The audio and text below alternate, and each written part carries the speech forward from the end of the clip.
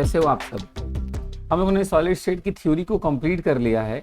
तो अब सबसे बड़ा सवाल यही होता है प्यारे बच्चों आपके दिमाग में कि सर क्वेश्चंस कैसे पूछता है। तो चलिए हम लोग कुछ क्वेश्चंस, इंपॉर्टेंट टाइप के क्वेश्चंस डिस्कस करते हैं आपसे। इसी बहाने आपको थोड़ा न्यूमेरिकल भी प्रैक्टिस करने है, मैं सिखा देता हूँ, है ना। कुछ क्वेश्चंस कैसे पूछते हैं, कैसे क्वेश्चन 1 मार्क वाले आते हैं, ऑब्जेक्टिव क्वेश्चन कैसे बन सकते हैं, है ना, 2 मार्क्स वाले क्वेश्चन कैसे बन सकते हैं, मैं इन सब के बारे में आपसे थोड़ी बातें करने वाला। तो आज का सेशन काफ़ी इंपॉर्टेंट है। अगर आपने पूरे चैप्टर को थ्योरेटिकली पढ़ लिया है तो हम लोग आज इस चैप्टर का पोस्टमार्टम करने वाले हैं, है ना, मतलब ये कंप्लीटली आप लोग समझने वाले हैं। तो चलिए स्टार्ट करते हैं, एक लंबी सांस ले लीजिए और चालू करते हैं आज का सेशन। चलिए, सबसे पहला जो क्वेश्चन आता है वो कहता है कि how many atoms per unit cell are present in BCC unit cell. आप सबको याद आएगा, अरे सर आपने बताया था कि बीसीसी में जो टोटल एटम्स होते हैं वो कहाँ कहाँ होते हैं। एक तो होता है कॉर्नर पे सर, और कहाँ कहाँ होता है बॉडी सेंटर पे। कॉर्नर वालों का कंट्रीब्यूशन कितना होता है 8 इंटू 1/8, तो ये हो गया सर 1। बॉडी सेंटर एक ही होता है, उसका कंट्रीब्यूशन भी 1/1 ही होता है, मतलब 1 और 1 मिलकर टोटल एटम कितने हो गए सर 2। आप सबको याद आ रहा होगा कि हाँ सर आपने ये बात बताई थी कि जो कंट्रीब्यूशन होगा वो कितना होगा, कंट्रीब्यूशन जो होगा वो सबके कंट्रीब्यूशन मैंने आपको बताए थे, कौन एटम कितनी जगह पे प्रेजेंट थे, ये सब बातें मैंने आपसे कर ली हैं। अगर आपको नहीं याद आ रहा हो प्लीज़ पीछे जाके अपने सॉलिड स्टेट के लेक्चर को देख लीजिएगा और आपको ये बातें समझ में आने लगेंगी। तो क्लियरली हो गया कि सर 8 बीसीसी में टोटल नंबर ऑफ एटम्स कितने होते हैं 2। यही मैं थोड़ी और भी बात कर देता हूँ। अगर एफसीसी पूछता तो हम लोगों ने निकाला था 4, एससीसी पूछता तो हम लोगों ने निकाला था 1, ईसीसी पूछता तो हम लोगों ने प्रीवियस लेक्चर में अपने स्टेट थ्योरेटिकल में निकाला था कितना होता है 2, है ना। तो एक साथ चारों बातें मैं डिस्कस कर लिया आपसे। आगे बढ़ता हूँ। ये पूछते हैं प्रिमिटिव यूनिट सेल क्या है। आप सबको पता है प्रिमिटिव मतलब एससीसी, जहां एटम सिर्फ कहां प्रेजेंट होते हैं कॉर्नर पे। तो आपने बोला ठीक है सर, तो बड़ा सिंपल सा था, आसान था। आगे बढ़ते हैं। नेक्स्ट क्वेश्चन कहता है account for the following Schottky defects lower the density of the related solid. फटाक से दिमाग को ले जाइए, डिफेक्ट्स में आपको याद आएगा कि शॉर्टकी डिफेक्ट्स में क्या होता है, इक्वल नंबर ऑफ कैटायन और एनायन क्या हो जाते हैं, अपने पूरे लैटिस से मिस हो जाते हैं। तो मतलब नंबर ऑफ एटम कम हो जाता है पर यूनिट वॉल्यूम। तो डेंसिटी तो आपने पढ़ाई है, डेंसिटी क्या होता है D = m/v। अगर मास पर यूनिट वॉल्यूम कम हो जाएगा, भाई एटम गायब है, तो इसका मतलब डेंसिटी क्या होगी, डिफेक्ट करेगी। क्या करेगी, डेंसिटी रिलेट करेगी। तो शॉर्टकी डिफेक्ट्स क्या करता है, डेंसिटी को लोअर कर देता है, कम कर देता है, डिक्रीज कर देता है। ठीक है, ये हम लोगों ने पढ़ा था। ठीक है, आगे बढ़ता हूँ, ध्यान से सुनते रहिए, आप फटाफट समझते जाएंगे।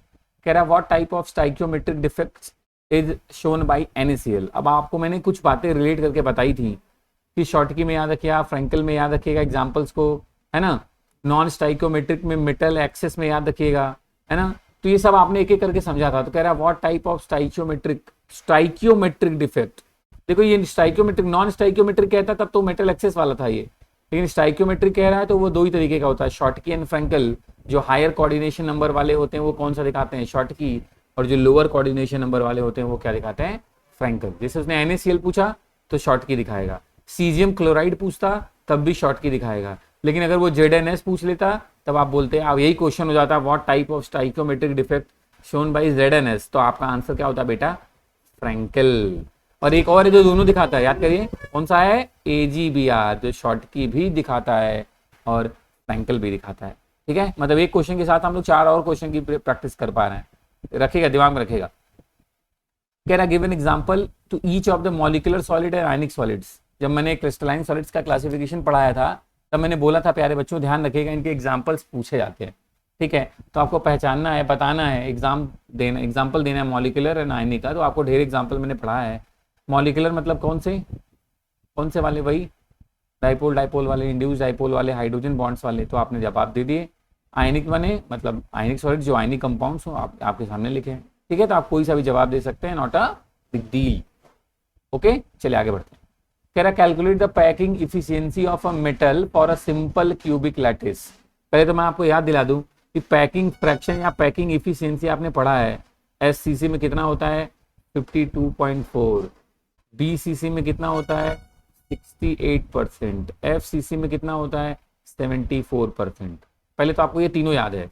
अब कैसे निकाला गया था, मैंने आपको पढ़ाते समय भी बोला था, रटना नहीं है, सीख लो। पैकिंग इफिशियंसी या पैकिंग फ्रैक्शन कैसे निकालते हैं, occupied space upon total space. SCC में एक ही एटम होता है और एटम का वॉल्यूम क्या होता है 4/3 πr3। और पूरा क्यूब का वॉल्यूम क्या होता है, ए क्यूब। और एससीसी में आपने रिलेशन पढ़ा है ए और आर के बीच में, ए इक्वल टू 2r। तो अगर मैं इसी ए की जगह 2r का क्यूब कर दूं तो आर आर कट जाएंगे और इसको आप सॉल्व करेंगे तो आंसर कितना आएगा, 52.4। आप पीछे जाके देखिएगा, मैंने तीनों के पैकिंग फ्रैक्शन निकालने आपको सिखाए हैं। तो बस वही आपसे पूछ भी रहा है कि एससीसी में पैकिंग इफिशिएंसी कितना है, आपको कैलकुलेट करना है। तो जैसे यहाँ कैलकुलेट किया गया है, जैसा कि मैंने आपको प्रीवियसली सिखाया भी हुआ है, वैसे ये क्वेश्चन अगर बीसीसी होता तब भी आप सॉल्व कर लेते, एफसीसी होता तब भी प्यारे बच्चों सॉल्व कर लेते। ठीक है ना, आपके अंदर से खुद आवाज आ रही होगी यस सर एकदम। चलिए आगे बढ़ाओ। Can an element with density इतना forms of FCC lattice with edge length centimetre, calculate the atomic mass of the element. इतना से आपको इतना तो आइडिया लग गया कि सर अरे आपने इसकी बताई थी तो प्रैक्टिस एग्जांपल भी कराया था। सर ये डेंसिटी वाला फॉर्मूला चला गया, D equal to Z number of atoms into molar mass upon volume of the unit cell A cube into N A. क्या पूछना चाह रहा है आपसे, देखिए डेंसिटी दिया हुआ है, ठीक है, एज लेंथ ए भी दिया हुआ है, देखो एज लेंथ दिया हुआ है मतलब ए भी तुम्हें दिया हुआ है, एन ए आपको पता ही है एवोगाड्रो नंबर होता है, आपसे एटॉमिक मास उसका पूछ रहा है। मतलब ध्यान से देखो है ना, आपको साफ साफ सब कुछ बातें दी हुई हैं और आपसे क्या पूछ रहा है, एटॉमिक मास पूछ रहा है। Element with density this forms FCC, FCC मतलब नंबर ऑफ एटम भी तुम्हें पता चल गया, जेड की वैल्यू पे क्या हो गई 4। तो देखो डी भी दिया है, जेड भी दिया है, ए क्यूब भी दिया है, एन ए भी दिया, एम पूछ रहा है। तो बड़ा आसान हो गया, आपने बोला हाँ सर अब तो सिंपल है, सब कुछ गिवन है, एक एम जो मोलर मास है वही अननोन है, बस आप सॉल्व कर देंगे, आप सिंपली सॉल्व करेंगे आपको आंसर मिल जाएगा। बट प्लीज ऐसे क्वेश्चन मैंने थ्योरी पढ़ाते समय भी बोला था, अभी भी बोल रहा हूँ, अच्छे से प्रैक्टिस करना मेरे प्यारे बच्चों, है ना। इसमें न्यूमेरिकल में गलतियां हो जाती हैं और मैं नहीं चाहता मेरे प्यारे बच्चों का कुछ भी गलत हो, ठीक है। चलिए आगे बढ़ता हूँ। कह रहा आपको बताना है zinc oxide on heating becomes yellow, Frenkel defect does not change the density of AgCl crystal. दोनों ही जब पढ़ाते समय मैंने एक्सप्लेन किया था, zinc oxides on heating becomes yellow, ऐसा क्यों होता है, क्योंकि जो कैटायन होता है, जो एक्स्ट्रा कैटायन था वो कहाँ चला आता है, इंटरस्टिशियल स्पेस में, और उसको न्यूट्रलाइज करने के लिए इलेक्ट्रॉन ट्रैप होता है, इसी वजह से ये क्या करता है, कलर शो करता है। ये बातें मैं आपसे कर चुका हूँ, एग्जांपल बता रहा था तब। और Frenkel defect does not change the density of AgCl crystal, ये भी आपको मैंने बताया था, क्योंकि फ्रैंकल डिफेक्ट्स में कोई कैटायन और एनायन मिस नहीं होता, बल्कि जो कैटायन था वो अपनी जगह छोड़ के, अपना लैटिस पॉइंट छोड़ के कहाँ मूव कर जाता है, इंटरस्टिशियल स्पेस में। कहाँ पे, इंटरस्टिशियल स्पेस में। इसी वजह से डेंसिटी पे कोई फर्क नहीं पड़ता, ठीक है। नीचे आंसर भी है, आप चाहें तो आसानी से देख सकते हैं, ये सब हम लोगों ने एक एक करके समझा भी हुआ है, कोई दिक्कत नहीं अपने को। एक्स्ट्रा कैटायन देखो कहाँ चला है, इंटरस्टिशियल स्पेस में चला आया है, उसको न्यूट्रलाइज करने के लिए क्या इन्वॉल्व हुआ, इलेक्ट्रॉन, और इलेक्ट्रॉन है तो कलर देगा ही देगा, है ना। मैंने उस समय भी बताया था, प्लीज आप एक बार वहां से भी थोड़ा डाउट अगर दिमाग में रह गया हो तो वहां से भी पढ़ लीजिएगा, ठीक। फ्रैंकल में बता ही दिया मैंने कि कोई गायब नहीं हो रहा, बस अपनी जगह छोड़ कहाँ चला गया, इंटरस्टिशियल स्पेस में। फिर से क्वेश्चन आ गया, an element crystallizes in BCC lattice with cell edge इतना picometre, electron density of the element is this, how many atoms are present in इतना ग्राम ऑफ द एलिमेंट। फिर से आप अपना दिमाग लगा लीजिए, क्या क्या दिया है आपसे, क्या पूछ रहे हैं। इस बार आपसे पूछा हाउ मेनी आइटम्स, मतलब जेड पूछा है आपसे, ठीक, जेड पूछा है, डेंसिटी भी दिया हुआ है, मोलर मास भी दिया हुआ है ना, मास of the substance, molar mass भी आपको दिया ही हुआ है, एन ए आपको पता है, ए क्यूब मतलब एज लेंथ भी दिया हुआ है, तो आपको ए अगर पता है पिकोमीटर तो ऑब्वियसली ए क्यूब भी पता है, एन ए ऑलरेडी आपको पता है ना। आपसे डेंसिटी भी दिया हुआ है, जेड भी दिया हुआ है, तो आपसे सिर्फ एम ही तो पूछ रहा है, तो आप एम निकाल लेना, सिंपल, ठीक है, ठीक है, ठीक है प्यारे बच्चों। अच्छा आपने बोला ठीक है सर हमने इतने आइटम्स निकाल लिए, ठीक, चल ध्यान रखना। अच्छा आपने सबसे पहले ध्यान रखो, आपको इस फॉर्मूले में डी पता है, जेड पता है, एन ए पता है, ए क्यू पता है, एम नहीं पता है, तो फर्स्ट ऑफ ऑल आप एम निकालना। एम आपने निकाला कितना आया, 280.28 आया, तो फिर आप मोल वाले फॉर्मूले से रिलेट कर देना। मोल वाला फॉर्मूला क्या होता है, mass upon molar mass equal to number of atom upon Avogadro. Avogadro पता है, नंबर ऑफ एटम पूछ रहा है, मोलर मास अभी थोड़ी देर पहले आपने निकाला है, मास क्वेश्चन में दिया हुआ था, सिंपल है, आपका काम हो जाएगा, ठीक। सॉल्व कर लेना, नंबर ऑफ एटम भी आप कैलकुलेट आसानी से कर पाओगे, ठीक है। ध्यान से देखो इसमें क्या क्या दिया हुआ देख लो फिर से, आप बीसीसी है मतलब जेड पता है, एजलिन दिया है मतलब ए क्यू पता है, डेंसिटी मतलब दिया है तो वो भी पता है, अब और presenting 300 gram of the element, mass भी दिया है आपको 300 ग्राम है। अब पूछ रहा है एटम, तो यार सबसे पहले तो आप मोलर मास निकालोगे, भाई जेड है, एन ए है, ए है, डी है, तो मोलर मास निकालो, और फिर यही mass upon molar mass into number of atom upon N A करके नंबर ऑफ एटम निकाल लेना, ठीक है। ध्यान रखना, ठीक है प्यारे बच्चों। चलो आगे बढ़ते हैं। कह रहा what are the points defect, describe two types of point defect. Theoretical question है, आप पढ़ के बैठे हो। पॉइंट डिफेक्ट क्या होता है, आप उसको कई नामों, आप उसको क्लासिफाई करके बैठे थे, याद करिए। नॉन आयनिक सॉलिड्स में उसको बोलते थे वैकेंसी डिफेक्ट और इंटरस्टिशियल डिफेक्ट, और आयनिक सॉलिड्स में उसको हम किस नाम से बुलाते थे, शॉर्टकी एंड फ्रैंकल। शॉर्टकी वाला वैकेंसी के लगभग जैसा था और इंटरस्टिशियल वाला फ्रैंकल से मिलता जुलता था। तो आपने बोला हाँ सर ये वाला तो पढ़ा ही है, कोई दिक्कत नहीं, ठीक है। नीचे एक्सप्लेन भी किया गया, आप चाहे तो एक बार क्रॉस चेक भी कर सकते हो, है ना। ये आपके सामने है कि भैया वैकेंसी, इंटरस्टिशियल, शॉर्टकी, फ्रैंकल सब पढ़ा है, आपको याद आ जाएगा। वैकेंसी में एटम मिसिंग था अपनी साइड से, वैकेंसी क्रिएट हो गई थी, जैसे सल्फर। इंटरस्टिशियल में एटम्स, कोई एक्स्ट्रा एटम ऑक्यूपाई कर लिया था, है ना।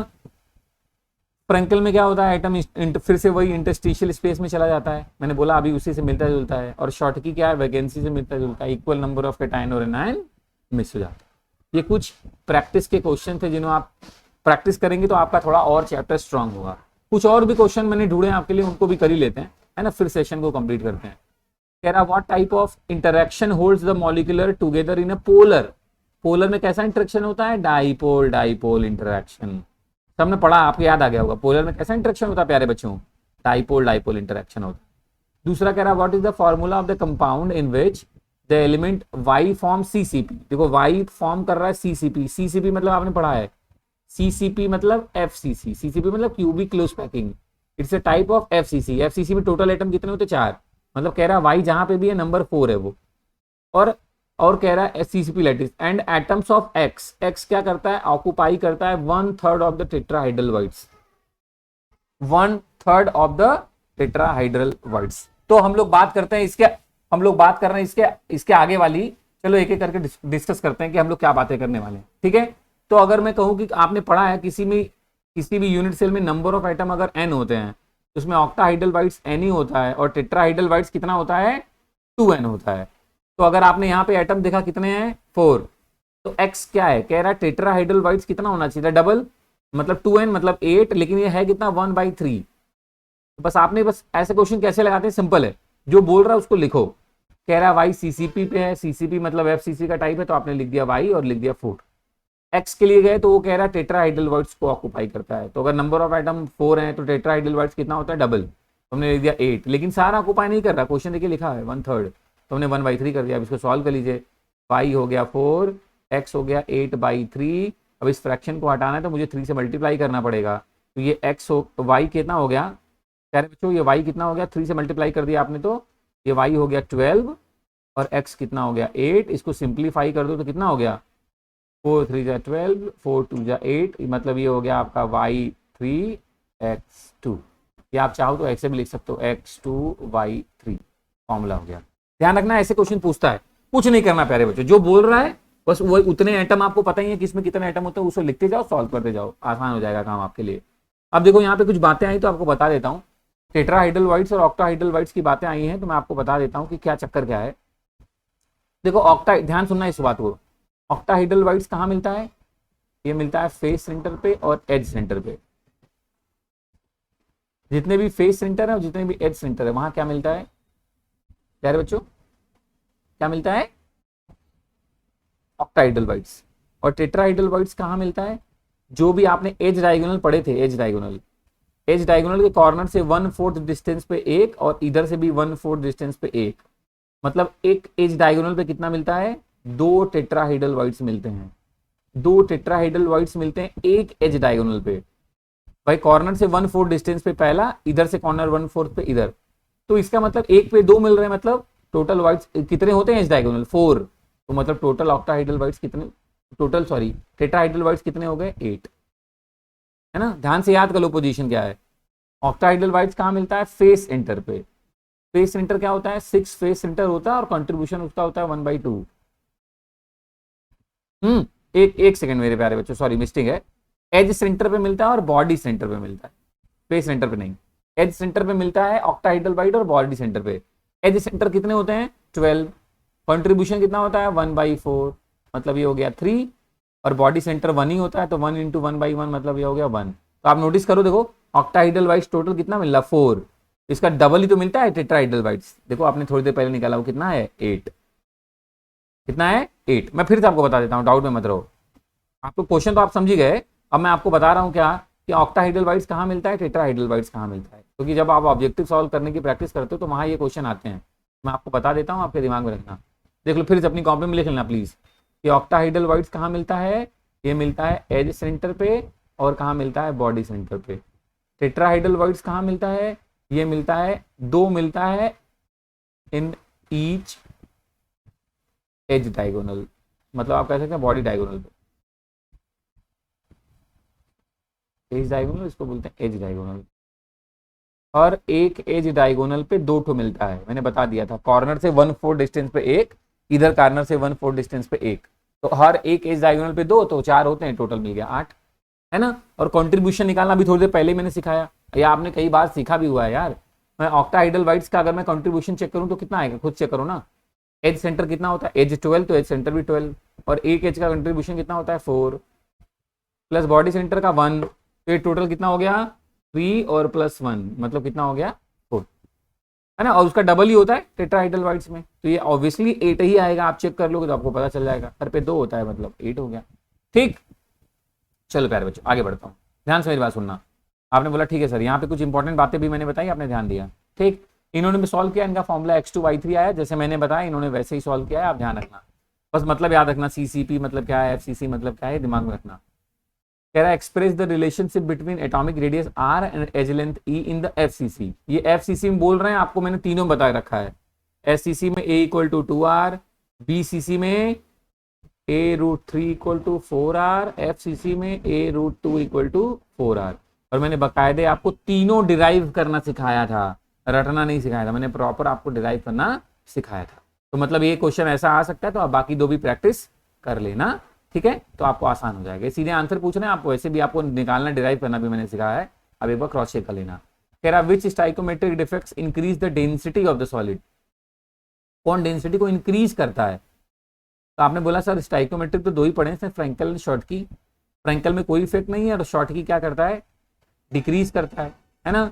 तो अब और लेकिन उसके में क्या पढ़ा था, नॉन आयनिक में 2 पढ़े थे आपने, कौन से, वैकेंसी और इंटरस्टिशियल। इंटरस्टिशियल में क्या होता था, कोई एक्स्ट्रा जो एटम था वो आके ट्रैप हो जाता था इंटरस्टिशियल साइड में, तो यही क्या करता है, डेंसिटी को इंक्रीज करता है, ठीक है। आई होप आपको याद आ गया होगा, है ना। कह रहा compound forms HCP structure, what is the total number of voids in इतना mole of it, how many of these are tetrahedral voids. तो पहले देखो समझो क्या कहना चाह रहा है।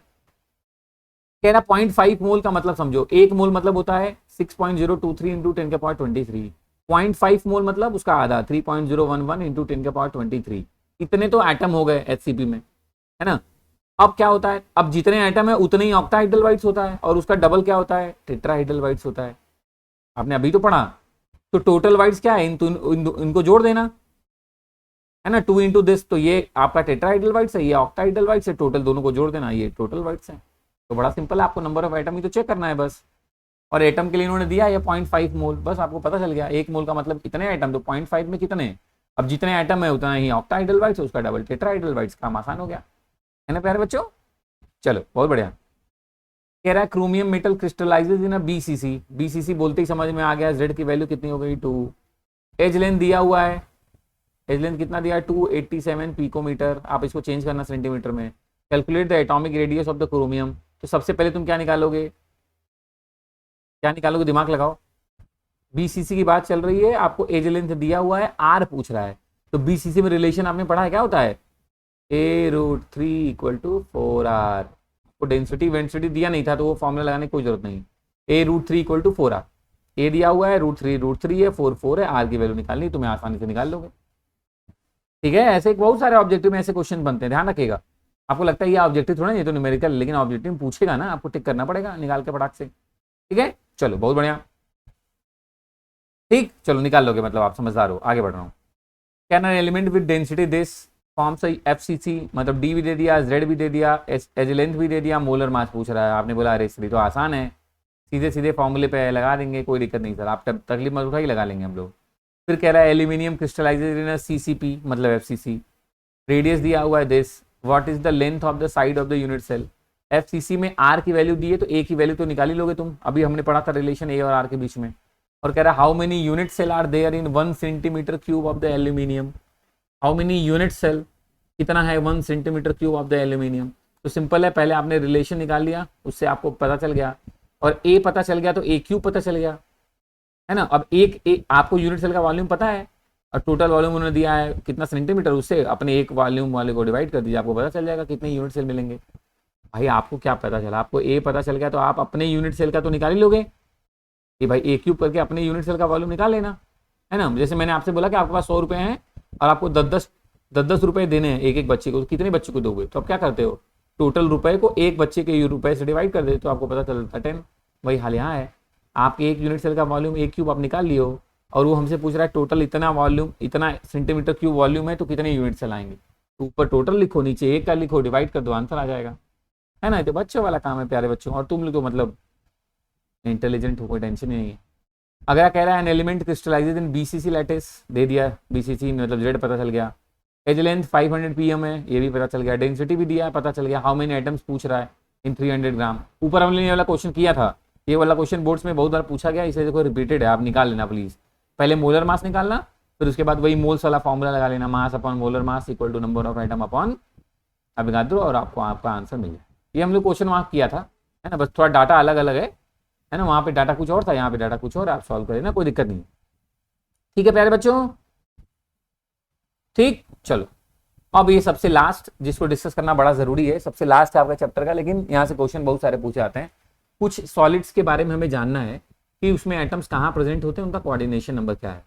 तो NaCl जान लीजिए पहले, रॉक सॉल्ट टाइप के जो सॉलिड्स होते हैं, है ना, उनका जो कोऑर्डिनेशन नंबर होता है वो 6:6 होता है, ये ध्यान रखें यहाँ, ठीक है। ठीक, उनकी ज्योमेट्री की बात करें तो देखो Na कहाँ प्रेजेंट होता है, ऑक्टाहाइड्रल वाइड्स पे प्रेजेंट होता है, और क्लोरीन कहाँ होता है, CCP पे होता है। CCP मतलब पढ़ के बैठे हुआ, फेस सेंटर्ड सेल। FCC मतलब हर एक फेस सेंटर्ड पे कहाँ है आपका प्रेजेंट है क्लोरीन, और Na कहाँ प्रेजेंट है, एवरी ऑक्टाहाइड्रल वाइड्स पे। एवरी ऑक्टाहाइड्रल वाइड्स मतलब समझ गए होंगे आप, एज सेंटर और बॉडी सेंटर, और FCC मतलब कॉर्नर और फेस सेंटर। तो क्लियर हो गया, ध्यान रखना, NaCl में Na कहाँ प्रेजेंट है, ऑक्टाहाइड्रल वाइड्स पे मतलब एज सेंटर पे और बॉडी सेंटर पे, और क्लोरीन कहाँ प्रेजेंट है, FCC है मतलब कॉर्नर पे और फेस सेंटर पे। तो ध्यान रखना कि NaCl में NaCl का कोऑर्डिनेशन नंबर क्या है और कौन एटम कहाँ कहाँ प्रेजेंट होता है, उससे तुम जब कॉन्ट्रीब्यूशन लगा के आंसर चेक करोगे तो ये 4:4 का रेशियो आएगा, मतलब पूरे यूनिट सेल में 4 Na है 4 Cl है, ठीक है। अरे वही कॉन्ट्रीब्यूशन लगा के चेक करोगे तो आपको आंसर मिलेगा 4:4। वैसे सीजियम क्लोराइड में याद रखना इसका कोऑर्डिनेशन नंबर है 8:8, है ना। और ये कहाँ पे प्रेजेंट होता है, तो कह रहा है सीजियम कहाँ पे प्रेजेंट है, सीजियम कहाँ पे प्रेजेंट है, क्यूबिक वाइड्स पे, क्यूबिक वाइड मतलब बॉडी सेंटर पे, और क्लोरीन कहाँ पे प्रेजेंट है, एट एवरी कॉर्नर, कॉर्नर पे प्रेजेंट है। सीजियम कहाँ है, बॉडी सेंटर पे है, और क्लोरीन कहाँ है, कॉर्नर पे प्रेजेंट है ना। मतलब ये BCC लैटिस है, तो BCC में आपको पता ही एटम कहाँ कहाँ होता है, कॉर्नर में और बॉडी सेंटर में। तो सीजियम क्लोराइड में सीजियम बॉडी सेंटर पे है और क्लोरीन कहाँ है, कॉर्नर पे, कोऑर्डिनेशन नंबर 8:8 है, ध्यान रखना। और कंट्रीब्यूशन निकालना आपको आता है, ये कॉर्नर वाले का 8 × 1/8, तो देखो 1 क्लोरीन भी है, बॉडी सेंटर का 1:1/1, तो 1 ये भी है। कंट्रीब्यूशन सीख चुके हो आप, निकालो, कोई डाउट हो मेरे से बात करना प्यारे बच्चों, मैं तो इसीलिए तो दे ही रहा हूँ। तीसरा ये भी जान लो बस, ZnS में कहाँ पे प्रेजेंट है, तो भैया ZnS में CCP लैटिस है, पहले जान लो लैटिस कैसी है, CCP लैटिस है, बस उसके बाद तुम खेल समझ जाओगे कि कौन कहाँ प्रेजेंट है, ठीक। स्पेशली तुम्हारे एग्जाम के अगर पॉइंट ऑफ व्यू से बात करूं बोर्ड एग्जाम के, तो NaCl और सीजियम क्लोराइड एकदम दिमाग में अच्छे से भर लेना, ठीक, यहीं से क्वेश्चन आपके लिए पूछता है। चलो बच्चों, आज के लिए हमारी आपकी कहानी इतना ही, ठीक है, मिलते हैं नेक्स्ट टर्न पे और आगे की बातें करते हैं।